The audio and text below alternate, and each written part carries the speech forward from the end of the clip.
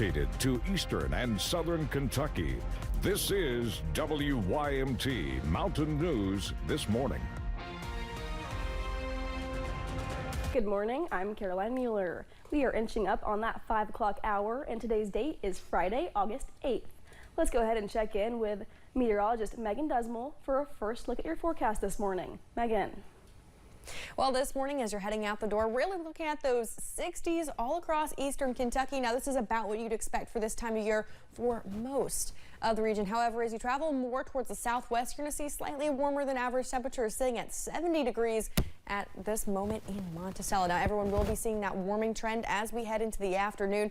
Generally, the 80s is what we're looking at, mostly the upper 80s. However, we're starting to continue that warming trend, and some 90 chances are possible as we're heading into the warmest parts of your day. 90 degrees is that forecast high right now for this afternoon in Irvin, and it's going to feel just a little bit warmer than that as we do have some of that humidity for the region. Now, the good news is we're nice and dry on that live pinpoint Doppler radar. We do have some slight chances for some scattered shower activity into the afternoon hours, but for the most part, we are calming down that rain trend as we're going into the weekend. Here's a look at those next 12 hours, though. Again, we're seeing some slight chances for some rain, but we're looking at mostly sunny to partly cloudy skies. Caroline. All right, Megan, thank you. 2 people are dead after a helicopter crashed into a barge. It happened near East Alton, Illinois, north of St. Louis. The helicopter ran into a power line and crashed. No one was on the barge at the time. The Lewis and Clark Bridge coming into Illinois had to be closed. Several soldiers were honored for their actions during Wednesday's mass shooting at Fort Stewart in Georgia. Base officials say the soldiers acted quickly as soon as shots were fired, with some subduing the shooter and others providing critical first aid to the injured. The suspected shooter, Cornelius Radford, is an automated logistics sergeant from Jacksonville, Florida. Investigators are still trying to determine a motive for the shooting. A federal judge has ordered a temporary halt to construction at the Alligator Alcatraz Immigration Detention Center.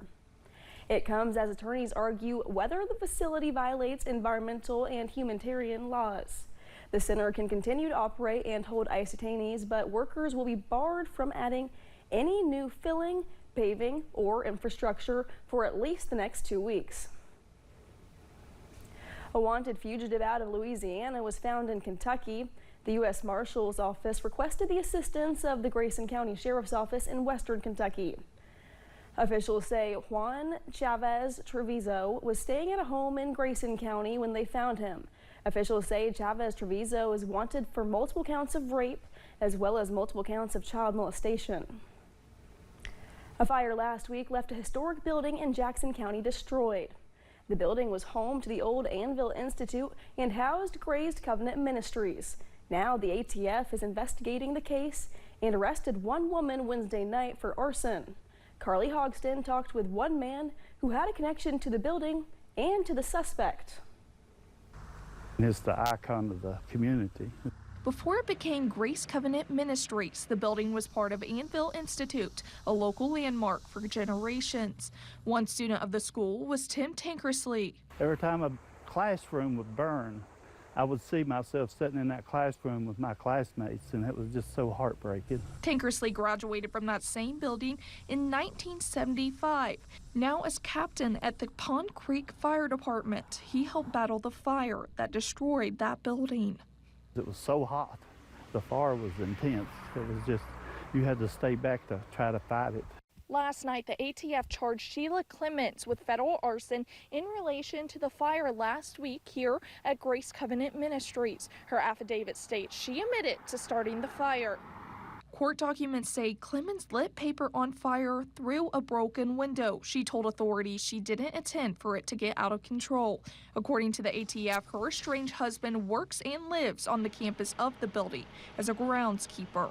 In a statement, the ATF says they brought in their national response team to investigate and that the community of Anvil can now rest. Captain Tankersley says with his fire station being right across the street from the ministry, he knew the Clements well and says he was shocked by the arrest. She's still a human being, and I don't know what was going on in her life, but I just want the world to know that we forgive. In Jackson County, Carly Hogston, WKYT. Clemens is charged with arson of property affecting interstate commerce, a federal crime.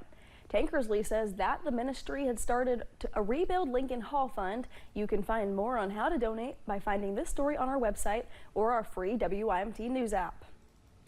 The search continues for a missing 10-year-old boy in Breathitt County.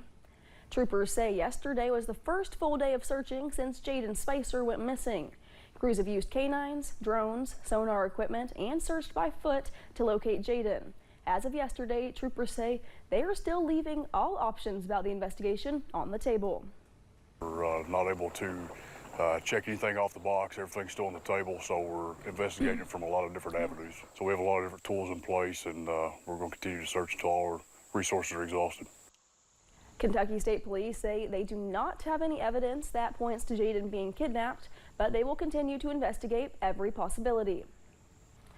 A man charged with killing a Madison County couple was back in court yesterday. Thomas Burrell is accused of killing Christopher and Gracie Hager in 2021. The case has been delayed multiple times because of questions about Burrell's competency. A judge scheduled another hearing during Burrell's court appearance. He will be back before a judge on October 2nd. Letcher County school bus drivers have reached a settlement with the school district. As we reported earlier this summer, the drivers had threatened to walk out over one of the lowest salaries in Kentucky. The Lexington Herald-Leader reports that they got a 3% raise instead of 5%, which is what they initially demanded. A new initiative in Laurel County is giving first responders a space to check in on their mental health, and without cost and without stigma. His Hands Family Care and Second Mile Behavioral Health have teamed up to offer monthly wellness visits and peer support groups. The program is open to all first responders in the county, from fire and EMS to police, dispatch, and air medical crews.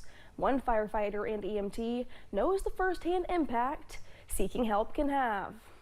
A simple conversation can go a long way, and essentially that's what these are, is just a normal everyday conversation, just to kind of, like you said, check in, see where you're at, see maybe what you might need in that moment in time. It may be something different now than 6 months down the road. Visits are confidential. More details on this program are up on our website, WYMT.com. She's got it. There may soon be a needle-free alternative to the popular injectable weight loss drugs. Drug maker Eli Lilly says its first-of-its-kind pill helps with diabetes and weight loss. Data has not been peer-reviewed yet, but Eli Lilly says trial participants who took orforglipron lost an average of 27 pounds over 72 weeks, on par with the injectable form of these drugs. Health experts say it could be a breakthrough for patients who use injectable drugs like Wegovy. What's great about the pills is it's a lot cheaper to manufacture a pill. It's a lot easier to take. And there are no restrictions around you have to take it with water, with food. You can take it at any time of day. So this will make it a lot more accessible to people, both in terms of cost as well as convenience. Eli Lilly says participants also had reduced levels of cholesterol, triglycerides, and blood pressure. Side effects are similar to the GLP-1 drugs: nausea, vomiting, diarrhea, and constipation. The pharmaceutical manufacturer is expected to ask the FDA for approval later this year, with the pill hitting the market sometime in 2026. Eli Lilly did not say how much it might cost. And here's something to process before you grab a late-night snack. Most Americans consume more than half of their calories from ultra-processed foods. That's according to a new report from the CDC. The data shows lower-income adults consume those foods more than adults with higher incomes. Studies have linked ultra-processed foods to health problems like obesity, type 2 diabetes, and heart disease. The biggest culprits include burgers and sandwiches, sweet baked goods, savory snacks, pizza, and sweetened drinks. We'll be right back.